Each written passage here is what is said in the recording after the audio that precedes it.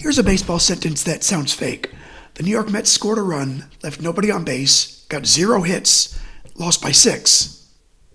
That shouldn't really work. It sounds like a box score got dropped down an elevator shaft and somebody tried to tape it back together. But it happened. September 8, 1993, Astrodome, Mets at Astros. Darryl Kile on the mound for Houston, Frank Tanana on the mound for New York. By the end of the night, Kile had thrown one of the strangest no-hitters you'll ever see. Wasn't clean or pretty or mythological. Wasn't a perfect game where everything feels ordained by the third inning. It was a no-hitter with a run in it. That's the weird little splinter in my brain. The Mets didn't get a hit, but they got a run. Somehow that makes the game better, because baseball is not just domination. Sometimes it's domination interrupted by nonsense. Sometimes the pitcher's dealing, the defense is flying around, the scoreboard's lying to you a little bit, and the whole thing still becomes history. Darryl Kile threw 9 innings, no hits, 1 walk, 9 strikeouts. 83 pitches. 83. That's not a typo. It's not a modern bullpen game where 5 guys are lined up behind him and the 7th inning belongs to a spreadsheet. That's 1 starter, 1 catcher, 1 night, 1 run, and a Mets lineup that kept walking back to the dugout with nothing to show for it except for confusion. And this is the part that gets me. Kyle's not supposed to be a finished product yet. He's just 24 years old here. Yes, he made the All-Star team that year, but he also fought just to establish himself in the rotation. He'd been a young guy, a young arm with good stuff. He was a guy the organization believed in, but not yet the kind of name that makes the whole ballpark sit up before the first pitch. But by the 9th inning, everybody knew, not because he was famous, because this game told them. Welcome back to Sports Lab 100. This is Astro 47, Darryl Kile. I'm documenting 1 game per player until I reach 100, and today's game, one of those nights where the player, the box score, the season, and the life around the game all fold into one thing. Kyle's no-hitter is a baseball achievement, obviously, but it's also a snapshot of a very specific pitcher at a very specific point in his life. He was young. He was ascending. He'd already been through real grief. He had the kind of curveball that people remembered, and on this night, he had absurd control. Not just good, absurd. 1 walk, 9 strikeouts, no hits. 83 pitches. You don't throw a no-hitter like that by nibbling. You throw it by making hitters deal with your night, instead of the other way around. And if you only know Darryl Kile as a name that carries sadness now, because of what happened later, this game matters even more. It lets us look at him fully alive, fully in command, fully inside the thing he was born to do. That's the episode. Not a memorial first, a ball game first. Then the rest of the weight can arrive honestly. So let's put the room in order. The Astros came into the night at 73 and 65. They're good. Not great, they're just good. They're also stuck in the 1993 NL West. This was the final season before MLB moved to 3 divisions per league and added the wild card. So there's no modern safety net here, no just sneaking into the second slot and seeing what happens. In 1993, if you didn't win the division, you went home. The Giants and Braves were both doing something ridiculous. San Francisco was having a monster year. Atlanta was doing Atlanta things. Houston was just over 500. Competitive, interesting, and still basically watching 2 better teams fight over the actual prize. That's a rough place to be. You're not bad enough to ignore, and you're not good enough to control your own story. The Mets were in a different kind of room. There were 47 and 92 entering the game. By September, that's not rough patch territory. That's organizational smell. That's bags packed, dignity negotiable, please let the season end. This was Dallas Green's Mets. Veteran manager, old school presence, trying to steer a team that already crashed. They weren't chasing anything except for the calendar, so the contrast is clean. Houston's trying to turn a winning season into something that feels like momentum. New York is trying to survive a lost one. Darryl Kile was about to make the Mets season look even more haunted. This week in baseball had real noise around it. Jim Abbott had just thrown a no-hitter for the Yankees against Cleveland on September 4th, which is one of those events that doesn't need much decoration. Abbott, born without a right hand, no-hitting a major league team at Yankee Stadium.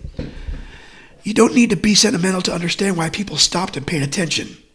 Then, on September 7th, Mark Whiten had one of the strangest power explosions in baseball history.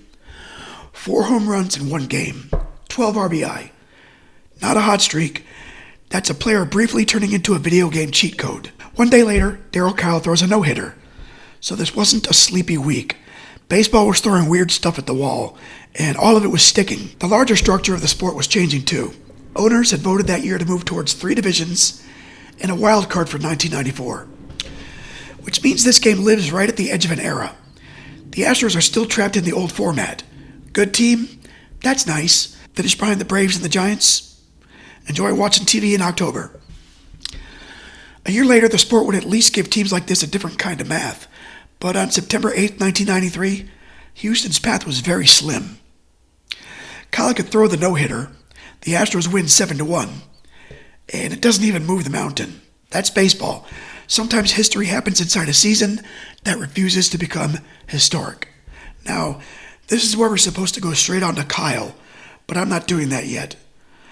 Before we get to the pitcher, we need to stop on the matchup. Mets-Astros is not just random schedule filler. These two franchises are connected at the root. They both arrived in 1962, the Mets in New York and the Colt 45s in Houston. Expansion cousins, 2 clubs created because the National League needed to replace a hole in New York and grow into a new market. By 1993, they had already shared one of the great postseason scars, the 1986 NLCS. If you're an Astros fan, you don't need a long lecture. Game 6, 16 innings, the Mets win 7-6 at the Astrodome. Houston season ends, New York goes on to win the World Series. That history is not the main story tonight, but it's in the wallpaper. The Mets had been the team of the 80s, loud, brash, talented, extremely Mets in every possible way. By 1993, that version's gone. The Astros were building something else. Craig Biggio and Jeff Bagwell, already there. Ken Caminiti, Luis Gonzalez, both there. Steve Finley's on the bench, ready to run. This is one of those Houston teams that feels like a bridge. Not the late 80s group, and not the late 90s group, but still a real club with real players. And there are Hall of Famers in the box score. For Houston, Biggio and Bagwell. For New York, Eddie Murray. That gives the no-hitters some shape. Kile didn't do this against a lineup of faceless September call-ups. The Mets were bad. But Eddie Murray was Eddie Murray. Jeff Kent was also in that lineup. Still a Met. Later an Astro, and one of those players whose career keeps popping up in other people's history. Frank Tanana started for New York, and that's another name worth pausing on. Tanana had been a power lefty with the Angels in the 1970s, then reinvented himself into a survival artist.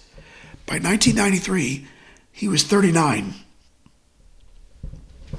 That's near the end, and he's not blowing anyone away, but he's still clever enough to hang around. On the other side, Kile was the opposite. Younger, harder, still becoming. Tanana had already lived the full pitcher's arc. Kile was trying to write his. And the managers fit the era. Art Howe managed the Astros. Calm presence, former player, later better known nationally for his Moneyball years with the A's. But in Houston, he was working with a club that had legitimate young talent and not quite enough runway in the standings. Dallas Green managed the Mets. World Series winner with the 1980 Phillies. Big personality. Not exactly a spa day manager. He was brought in to impose order, or at least the idea of an order, on a Mets team that needed a broom, a priest, and maybe a new electrical system. That's the dugout contrast. Howe had a young team with a future. Green had a mess with veterans in the wreckage. And the starting pitchers exaggerate that contrast. Tanana, old craft. Kile, young force.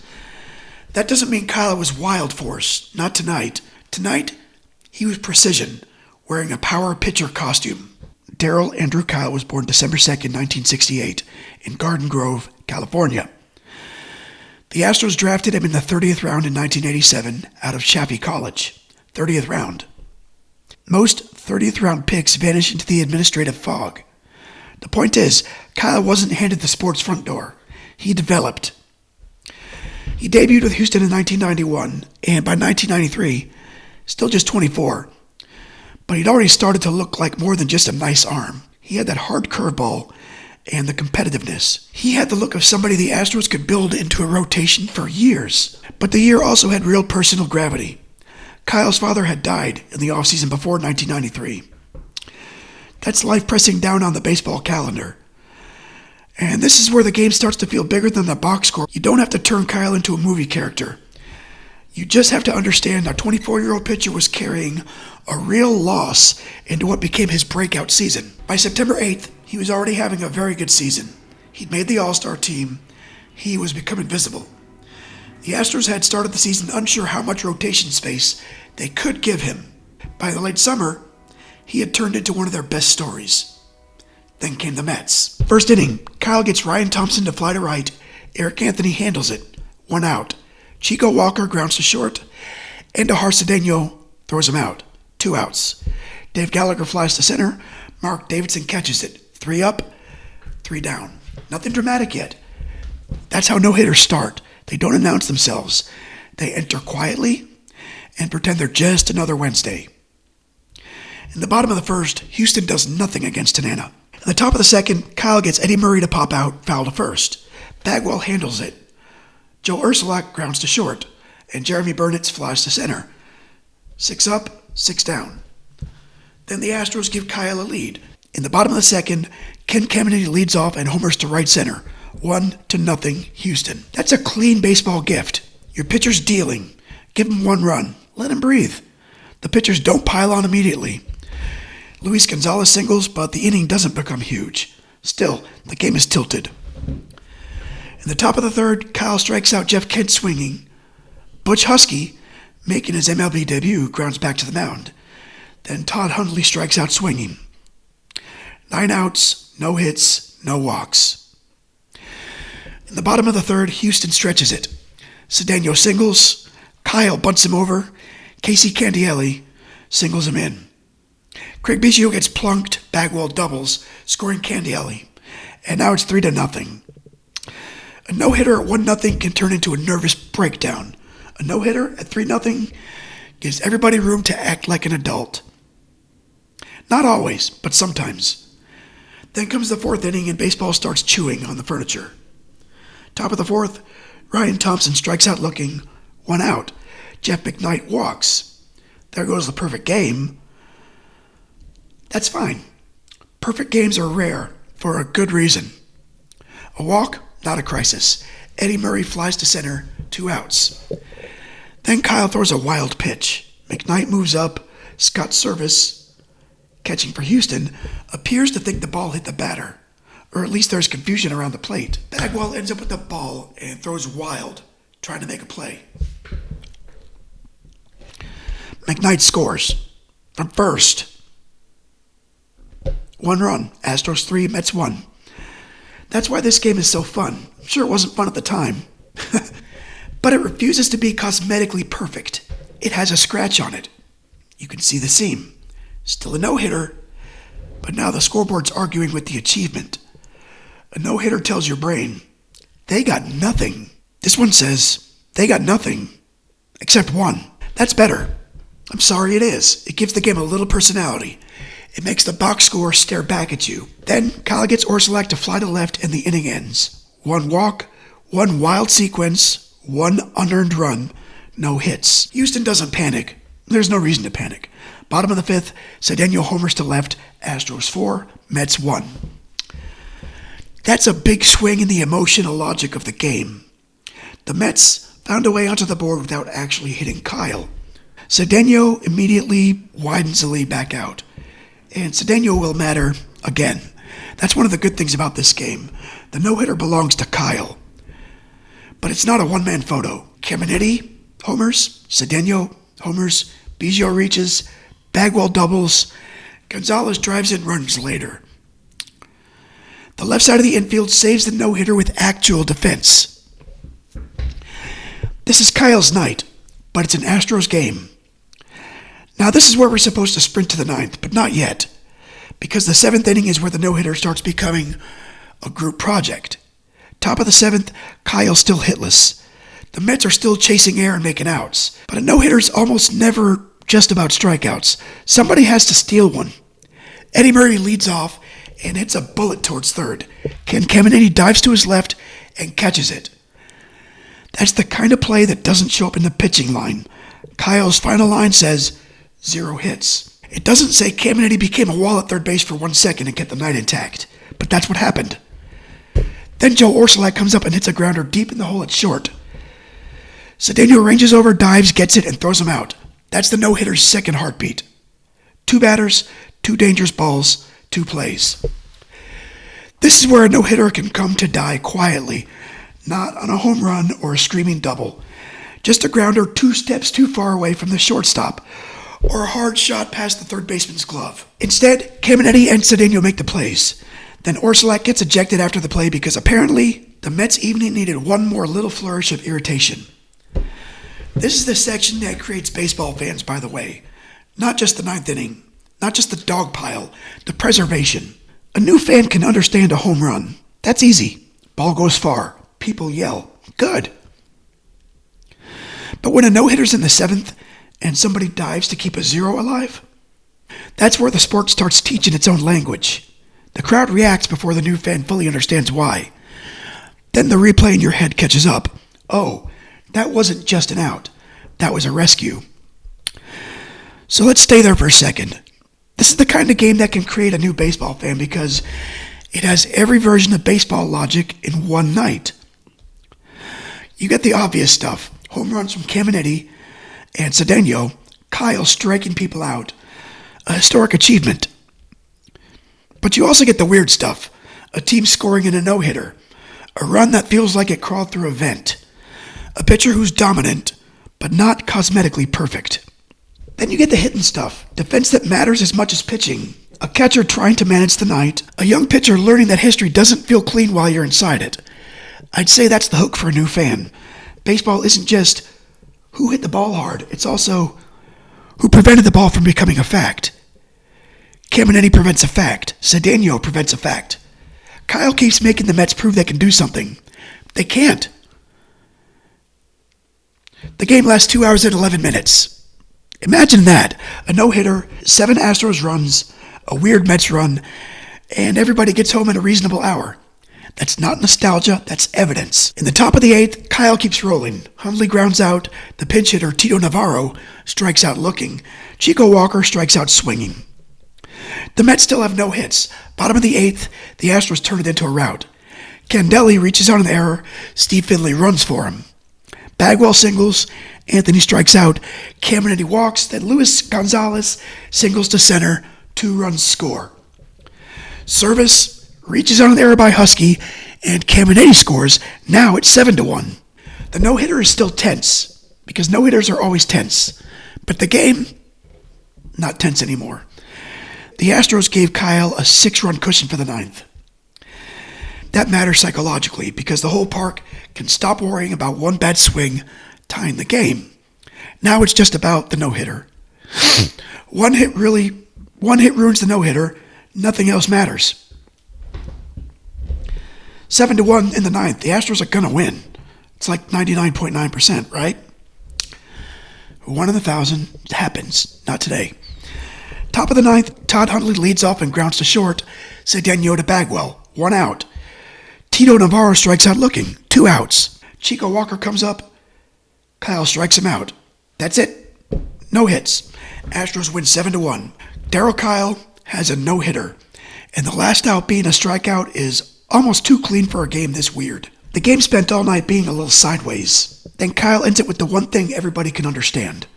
Pitcher throws, batter misses, history lands. For Kile, this was the night that turned a breakout season into something permanent. There are good seasons that people forget. There are some all-star selections that blur together. There are 15-win seasons that become a line on a page.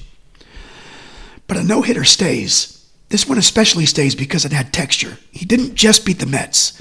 He put the name into the franchise record book in a way that linked him to Astros pitching history. Houston had already had signature no-hitters before.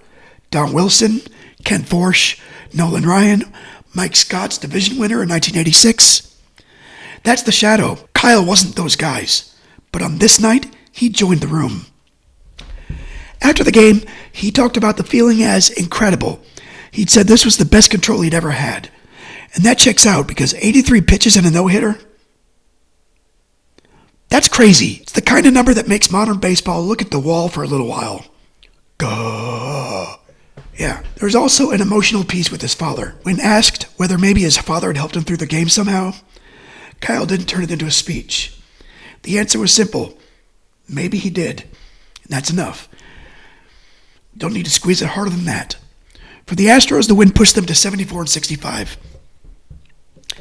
Didn't make him a playoff team, and it didn't fix the standings. Didn't erase the Giants and the Braves. But it gave the season a pretty good monument. Fans remember seasons through peaks. A team can finish third. They can miss October. They can still leave behind one night that people want to keep. This was that night for the 1993 Astros. It also showed the organization what it had. Kile wasn't just a promising young arm. He could dominate. Biggio and Bagwell were core pieces. Caminiti's a central figure. Cedeno, Gonzalez, Service, Anthony, all those guys give the game its shape. Houston's 1993 season doesn't become famous nationally, but this game does. That's a very Astros kind of thing, honestly. A lot of their pre-2017 history works that way. Individual brilliance, strange heartbreak, excellent players, and seasons that don't always get the national framing that they deserve. This one's simple. Darryl Kile gave them a night. For the Mets, this game was another humiliation in a season that was full of them. They're already buried. This game didn't bury them, it just handed them another shovel. The 93 Mets finished 59-103. First 100-loss Mets team since the late 60s. It's not a footnote you want attached to your season. And it's easy to make jokes here because the Mets, it's the Lowell Mets. And because a team scoring in a no-hitter is inherently goofy. But bad teams are still made of real players. Eddie Murray's in that lineup. Jeff Kent is there. Todd Hundley is also there. Their future and past serious baseball lives on that field. They just ran into a pitcher having one of those nights where the sport becomes very small for the hitters. The Mets didn't get a hit. They got a run. That's their consolation prize and their punchline. After the game, the Astros kept playing winning baseball, but the division was gone. They finished 85-77. Solid, respectable, but nowhere near enough. The Braves won with 104 games. The Giants won 103, 18 games ahead of Houston. Still missed the playoffs. That's one of the great pieces of evidence that the old format was insane. Houston finished third, 19 games back. That's the brutality of the 1993 National League. The Astros had an 85-win team, a no-hitter, a core worth watching, and 0 October. The Mets finished 59-103, dead last in the NL East, 38 games behind the Phillies, and the Phillies ended up winning the pennant. The Blue Jays beat them in the World Series. Joe Carter did that thing. Mitch Williams becomes a part of baseball memory forever, whether he wanted to or not. This Astros-Mets game stayed in its own lane. Not a playoff preview or a pennant race turning point. Just a standalone artifact. Sometimes that's cleaner. Darryl Kile, his career kept going. He remained with Houston through 1997. He became an all-star again. He moved to Colorado, which is a bad place for a pitcher even now, and was especially unfair in that era. Then he went to St. Louis and revived the shape of his career with the Cardinals. By the time it ended, he had 133 career wins, more than 2,100 innings, and more than 1,600 strikeouts. But the ending's the part that everybody knows now. Or at least it's the part that hangs over his name. On June 22, 2002, while with the Cardinals, Kile died in Chicago before a game. He was 33. A heart attack. 2 major coronary arteries badly blocked. 33. There's no elegant way to say it.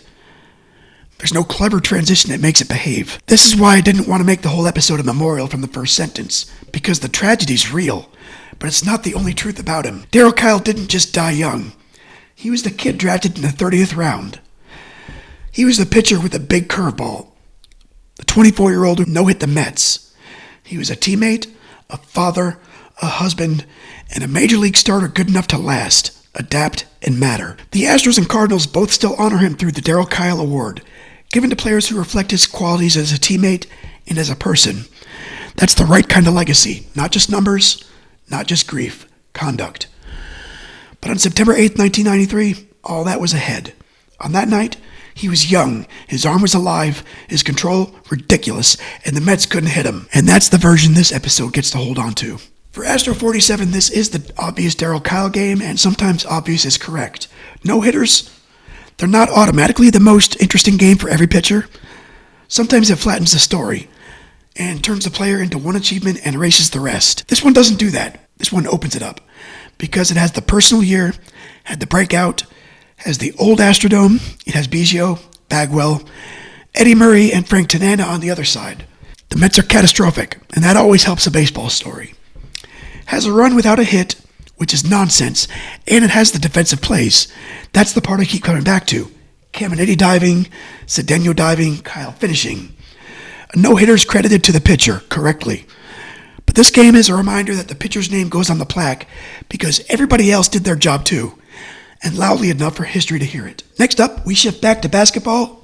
Warrior 23, Jerry Lucas, April 1st, 1971. Different sport, different rhythm, different kind of genius, but the same basic question. How much of a player's career can one game reveal? With Darryl Kile, one night showed command, grief, youth, defense, weirdness, and permanence. With Jerry Lucas, we're going to look at a player whose brain for the game may be the main event. Not just points or rebounds. It's the way a great player organizes a basketball floor. That's next. That was Astro 47, Darryl Kile, September 8, 1993, Astros 7, Mets 1. 9 innings, no hits, 1 walk, 9 strikeouts, 1 very strange unearned run, 83 pitches, a no-hitter with a dent. Honestly, that dent is why it shines. I'm documenting 1 game per player until I reach 100. Thanks for watching Sports Lab. Stay kind, keep moving, and I'll see you on the next one.